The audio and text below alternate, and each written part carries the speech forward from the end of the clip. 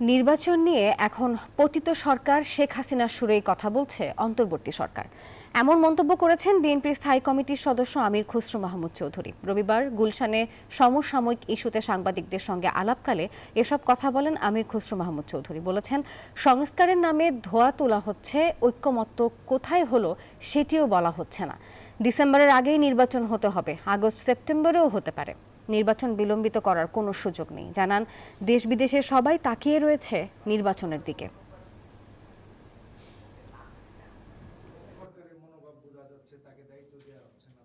না, প্রথমত যেটা বাংলাদেশের জনগণ এটা একটা ট্রানজিশন গভর্নমেন্ট, এটা একটা স্টপ গ্যাপ গভর্নমেন্ট, যাদের মূল দায়িত্ব ছিল গণতন্ত্রের পথে দেশকে ফিরিয়ে দেওয়ার জন্য সমস্ত ব্যবস্থার মাধ্যমে, নির্বাচনের মাধ্যমে একটি গণতান্ত্রিক সরকারকে তাদের শান্তিপূর্ণভাবে ক্ষমতা হস্তান্তর করা। তার কোনো লক্ষণ দেখতে পাচ্ছি না আমরা এখানে, এবং সেটা হচ্ছে সংখ্যার বিষয়। জাতি সংখ্যার মধ্যে পড়ে গেছে এবং এই সংখ্যা যত দিন যাবে এটা বাড়তে থাকবে।